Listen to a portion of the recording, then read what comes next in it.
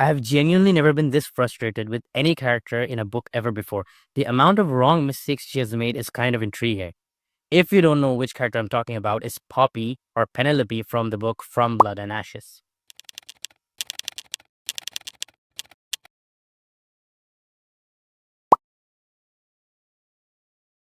Books, chaos, characters, conversations. This is KiviLore. Welcome back to another video. Today we're discussing From Blood and Ashes. We'll go into the story first. We'll have a small summary of the story, and then we can go into the story breakdown, the world lore, and features later. We'll have a small section at the end of the video for a new part I'm planning. It's called Sketch Up, where we're going to put the character in some situations and try to justify what she would do or what he would do. So let's get into the story first. The story is basically following a character called Poppy. Poppy or Penelope is a maiden. She is one of the most important characters or the most important people in the world. She is supposed to be the savior of everyone, and she is having some kind of power. This power basically gives her the ability to feel the pain of others and push her thoughts and her memories to others as well. So she can kind of ease their pain and kind of feel what they're feeling as well. So this is not known by everyone, by the way. This is only known by a select few. And we see the main story start with her basically sneaking out. She's not allowed to do anything. She's not allowed to have any friends, any relations. She's not even allowed to be seen. So, of course, she's not that obedient. So the main story starts with her actually sneaking out and going to the Red Pearl, which is a club. Two main character introductions are done over here. Victor and Hawke. Victor is basically the father figure, and Hawke is the love interest. Nothing canon happens over here after this. The other thing that is very important that happens after this is the introduction of a creature called the Craven. Ravens are basically like zombies and vampires mixed together. They have a thirst for blood, but they can't really control themselves. So she, Poppy also has a really big trauma with Cravens as well. Her parents were murdered by Cravens, and she felt very helpless. That is why she asked Victor to train her, and Victor thought it was a good idea. So she's very well trained as well. But they are not supposed to actually kill Cravens like they did in this chapter. They were actually supposed to report that there was a Craven over there, and they're publicly supposed to be burned in front of everyone, which I don't know why they're trying to make a spectacle out of it. But Victor and Poppy feel that that's not the right way. So they sneak out and kill this Craven with dignity at his house. And his wife is known as Agnes. She'll play a small role ahead in the story. The main canon story actually starts after this, where Riley ends up dying when Poppy and Riley both go out for a stroll in the garden. He ends up getting killed by the character or the creature. I don't know if it's introduced at this point in the story, but he's basically someone who is from the antagonist side. There are three creatures in the antagonist side. There are the Wolven, there are the Atlantians, and then there are the Dissenters. We won't take the Cravens because Cravens don't really have any control. So Cravens will be basically, they are the antagonist any time in the story. So these three creatures have free will. They can control themselves. They have thoughts. They are basically living creatures with a brain. So these three creatures are supposedly the antagonists of the story. We don't really know what attacked Riley, but there's just a arrow out of his chest and he ends up dying. But Poppy knows how to protect herself, so she doesn't kill the guy, she injures the guy and ends up kind of saving herself. Now that Riley is dead, there's an empty spot in the Royal Guard. So the Duke and the Duchess call in a new guard, which is, of course, Hawke. Poppy is very scared that Hawke might recognize her, but he only heard her voice and has not actually clearly seen her. So she is kind of positive as well, but Hawke basically ends up recognizing her. So Hawke doesn't really give a shit about the rules and everything. He is like, I don't really care what they want you to do. I don't really care what the rules are. I just want you to do what you feel like. And this is why Poppy ends up getting so close to him. They end up developing a really close relation. A major event takes place after this, which is the rites. It's like a ceremony where I don't really know what's going on. The ceremony can't remember. But this is when the dissenters were the followers of the Dark One. The Dark One is basically the king of Atlantia, the other kingdom, which is against this kingdom, basically. So the dissenters kind of attack the ceremony and end up killing a lot of the Ascended. A lot of major characters die as well. The Duke dies, Victor ends up dying, and there's another Lord, that guy's not really that important for the story, but he ends up dying as well. Now that this attack happened, the queen and king feel that Poppy is not safe in this kingdom. So they call her back to the capital. But because everything happened, they do not want a lot of attention. So they have like a really small group of guards, which consists of Hawke, there's Kieran, and there a few more characters. They all end up taking Poppy through the Blood Forest, which is where most of the Cravens are. But that's the shortest way to get to the capital. So they go through there. They end up making they end up going to an inn before reaching the capital. Poppy does not really know what's going on because she does not know the way. She doesn't know anything. So one more thing that I forgot to mention is the kingdom is basically having like a wall which is known as the Rise. Once you pass the Rise, you go to the Blood Forest and a lot of other areas which are not protected and have a lot of monsters and creatures. Anyways, they end up fighting through a lot of monsters and everything, and they end up at an inn. This is where everything is revealed to us, and the main story changes from here. We get to know that Hawke is actually the Dark One. He is the prince or the leader of Atlantia, and that the Ascended are basically the vampires that are actually creating the Cravens. Atlantians are not creating the Cravens. And the Ascension is basically the creation of vampires. So the other revelation is that all the Ascended people, including the brother of Poppy, actually know everything about this, and the history that they're telling all the people is a lie. The book kind of ends up over here where Hawke actually just says that he wants to marry Poppy after going to Atlantia, and the book ends up. And that's basically the complete story, that the Ascended are basically the antagonists and the Atlanteans are not the main threat. Now we'll move on to the world and the lore. First, we'll go to the creatures and understand what the creatures are, what they're basically where they're in the hierarchy. So now I'll move on to what I have created, a basic kind of document so that you guys can understand what they are. Okay, so first let's talk about the lore.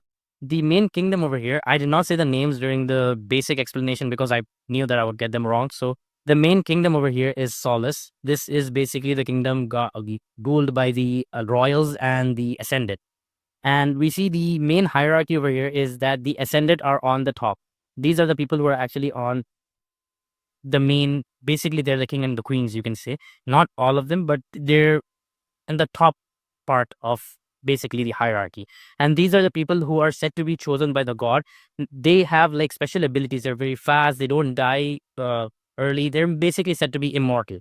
Not as, I don't think they live as long as the Atlanteans do, but they're still quite powerful. And the other thing is the Ascended actually do not participate in any of the physical battles and in any of basically any of the events that take place outside the Rise. They don't really participate in that. Anyways, the truth about the Ascended is that they're actually immortal vampires. Basically, they drink bloods from the basic, from the civilians, basically, and they lie that they're actually the divine protectors. And this is not like a small manipulation. They're actually manipulating the complete history, and all the people actually think that the Atlanteans are the people who are trying to basically harm everyone. Now, the other part of the hierarchy is the royal family. Basically, the top of the Ascended are the royal family. They're ruling over everything and they're controlling everything. There's another hierarchical system over here. There is the born system, which is very confusing. I also got confused. There is the firstborn, the secondborn, and the thirdborn. Firstborns are basically the people who get all the land and the dignity and the name and everything. Firstborn being the firstborn child of any family is the one who gets everything from the family. The second born one is supposed to be given to the gods for basically the work of gods. They don't really kind of clearly say what they're doing with the child. They just say that they're giving it to the gods. And then the third born, they don't really give clarity on what the third born does, but they're basically like soldiers and farmers and stuff. Now, moving on, the next part in the hierarchy are the priests and the priestess. These are the people who take the second born, and then they supposedly say that they're using these kids to kind of do the work of God. So yeah, these are the people who control that. Then there are the soldier and guards, Hawke, Victor. They're basically the people who are over here. And then the common citizens over here who are like Agnes and some of the other people who don't really participate in this political part. They just want to have a good life. Yeah. Now, the next thing in the lore and the creatures is the Maiden system. So Maidens basically are one of the most sacred creatures or one of the most sacred figures in Solis, because they are the ones who are supposed to save the civilization, basically. So to do this, they need to remain pure. They are supposed to avoid physical contact with anyone, and they're not even supposed to show their face. Of course, this doesn't really happen with the maiden who we are actually following, which is Poppy. So the next part is the ascension. The public understanding of what the ascension is basically like a divine ceremony thing where the common folk, or where the chosen people from the common folk are chosen by God and given powers. Basically, that's how I can put it in plain words. That's what the ascension is. But the reality is that ascension is basically turning those people into vampires or vampires, whatever is said in the book. So now moving on to Atlantia, which is, according to Solis, or the history which is brought in Solis, Atlantia is basically the civilization or the group of people that have actually betrayed humanity. They're the ones who have created the Craven, and they're the ones who are trying to harm the society.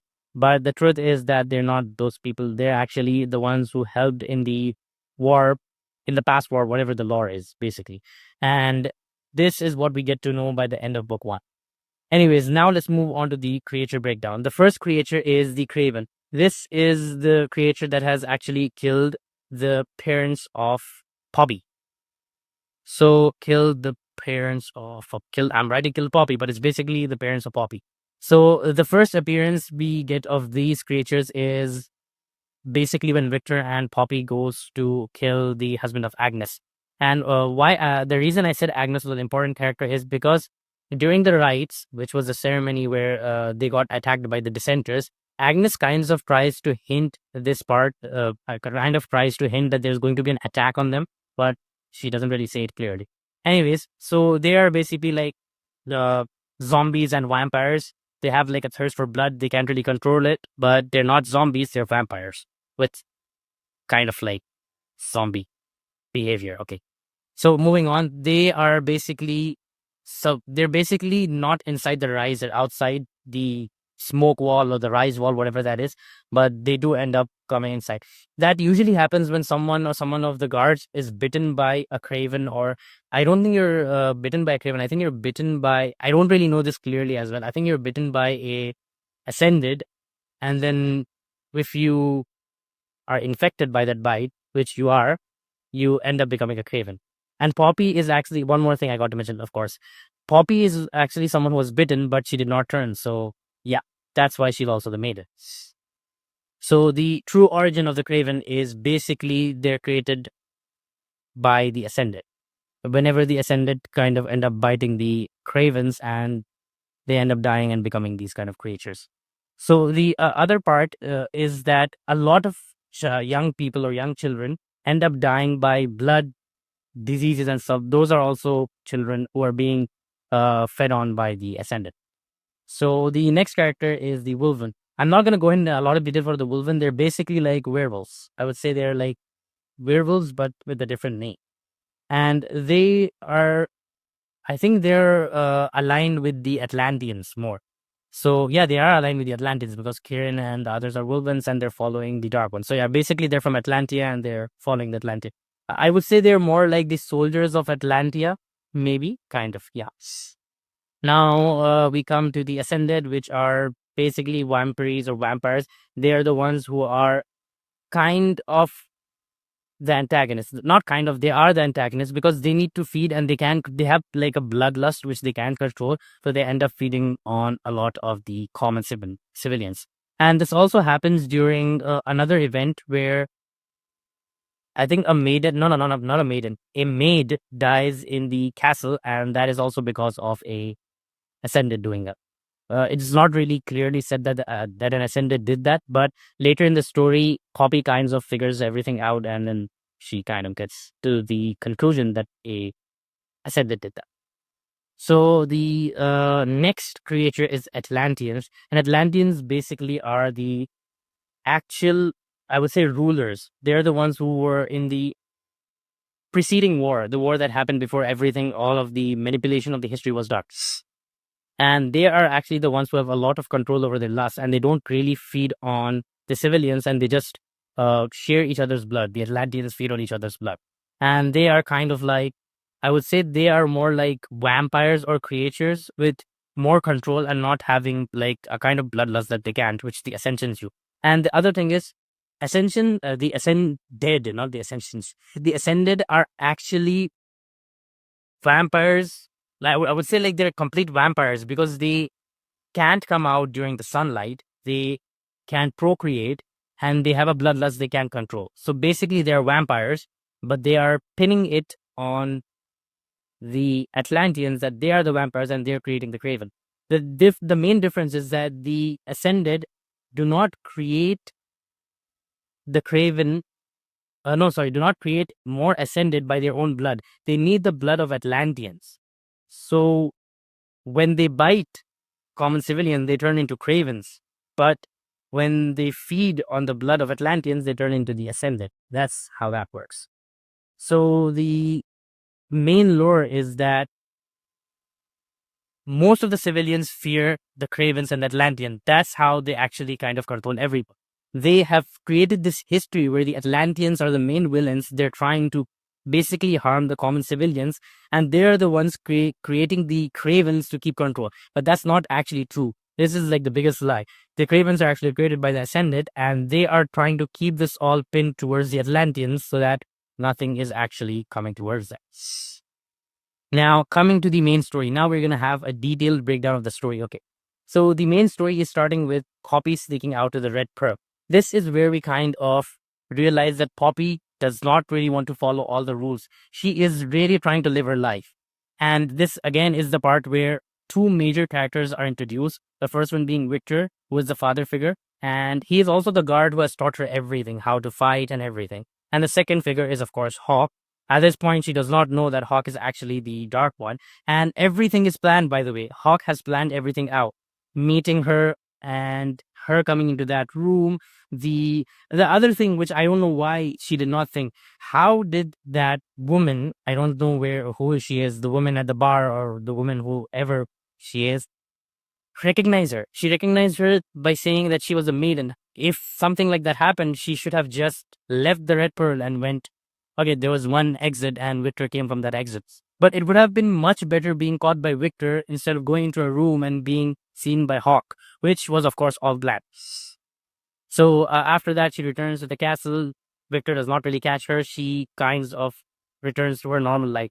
And we also, I did not say that in the summary. I did not say this. The Duke, the Duchess, and there's another lord are really manipulative and really abusive. They abuse Poppy a lot of times. The Duke, not the Duchess. The Duchess is not a good character, but still she does not abuse her. But she knows that the Duke and the Lord are abusing her. The same goes for the priestess. They all really have, I don't know why they're these weird characters who really just want her to be in pain. That's the main thing they want.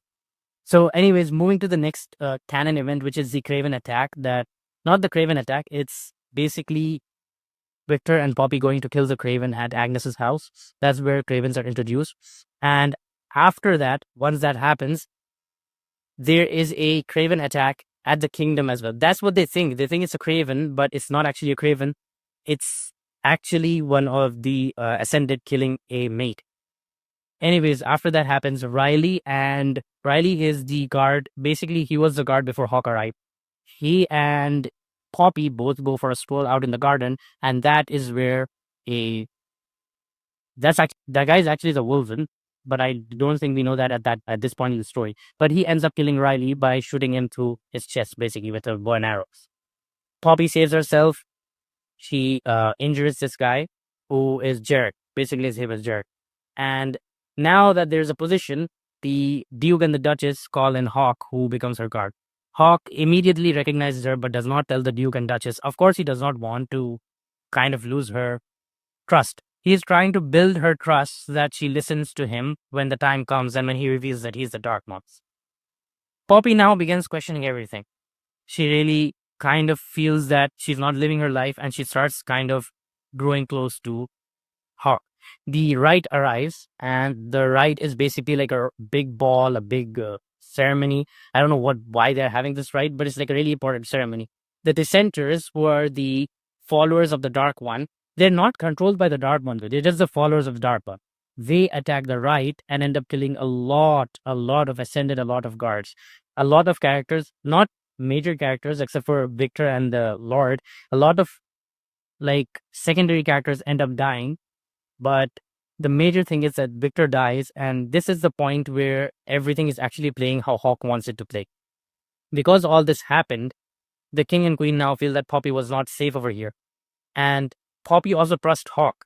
There was a small fight between Hawke and Victor, but that did not really go on that long because Victor found out that Hawke and Poppy were growing close. And right after this fight, because this fight happened, not a fight, but like a basic argument, right after this argument, the dissenters attack and Victor ends up dying.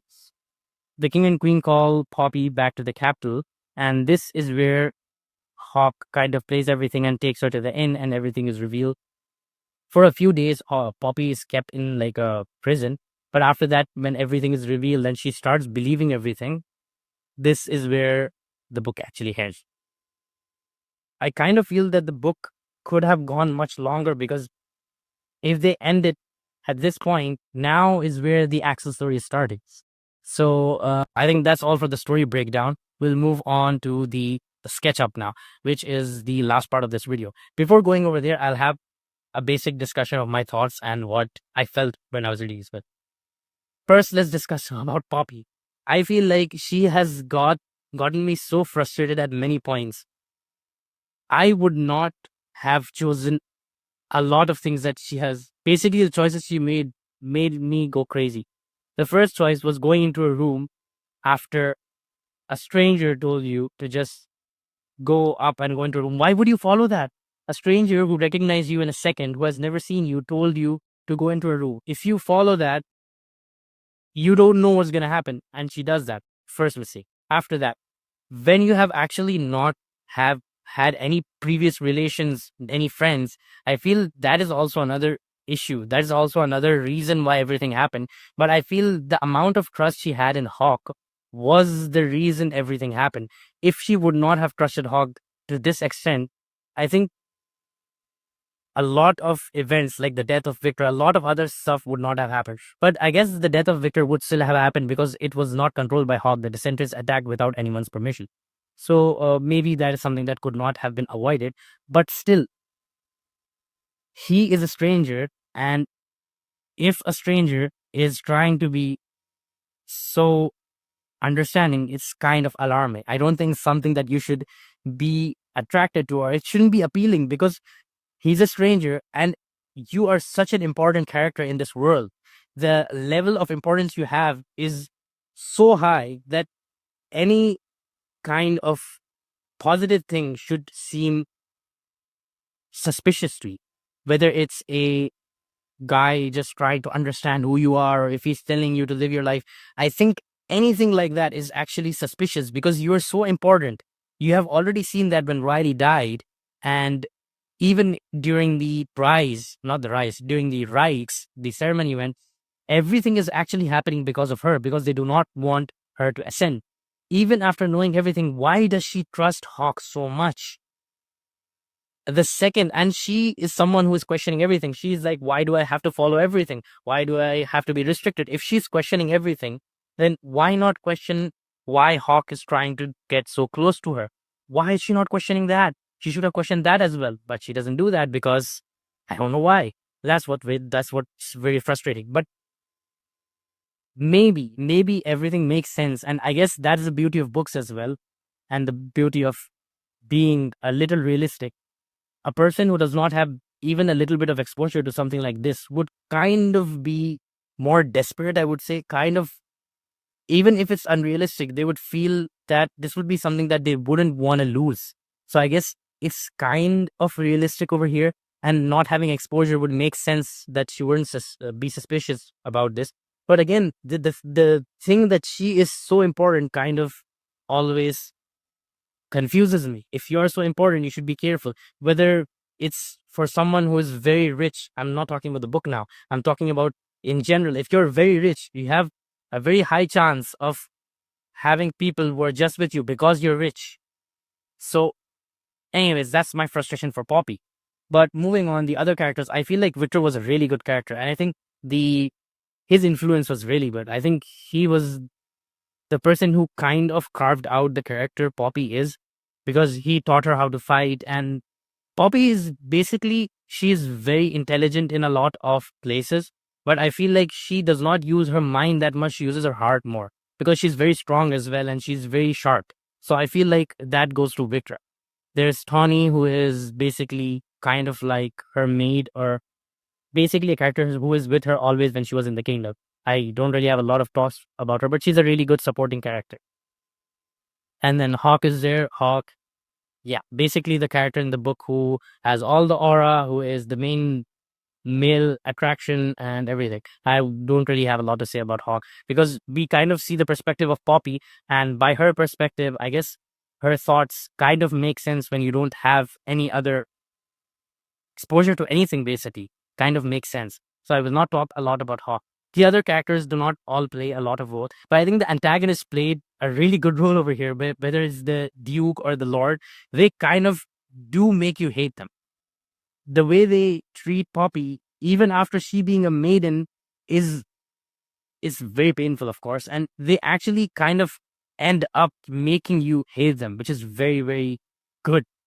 So I would say that I was very satisfied with the book by the end. I feel like it could have, a lot of the events that were not canon could have been shrinked, and then a lot of the further story that is in the second or the third book could have been brought in. But I guess all in all, the book was really exciting. I did have a few parts where I was like, I don't know why this event is even happening. I don't know what significance it plays, and I don't think we need to know this event as well. But yeah, everything, I think by the end of the book, was very well written. I do not have a lot of issues, only a few issues with the choices the characters make. So let's move on to the last part of the video, which is the SketchUp. This is going to be a new part I'm going to have in the future videos as well, which is where I'm going to bring three kind of situations where we kind of try to justify what a character would do. Basically, like, could Poppy become a villain? And now I'll try to justify it, of course. I think Poppy could become a really good villain, actually, because of two things. Poppy is more emotional than using her brain.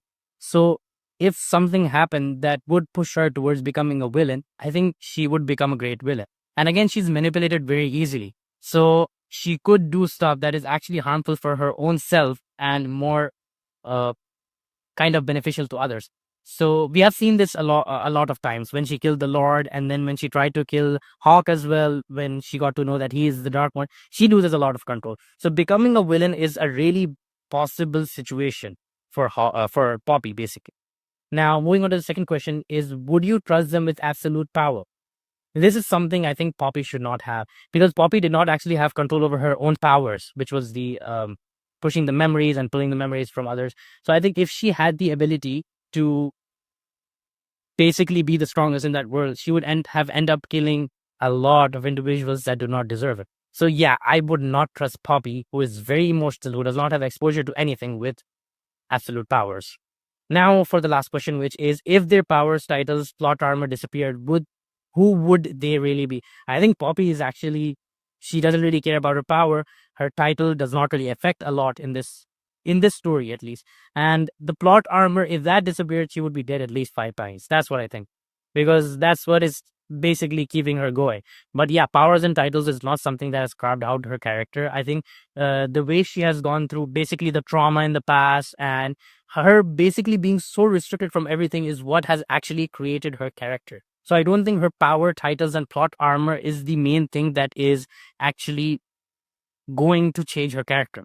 So yeah, if her power, titles, plot armor disappeared, she would still be the same character, maybe much more happy. But I think if everything disappeared and she was not the maiden, she wouldn't actually meet Hawke, but she would still be happy because she wouldn't be restricted. So I guess in a sense, everything would still be the same for her. Anyways, that's all for this video. I hope you guys enjoyed this video, and do comment and let me know which more books you want me to read, and what more sections or what more types of content I can bring. That's all for this video. I'll see you guys in the next one. Bye bye.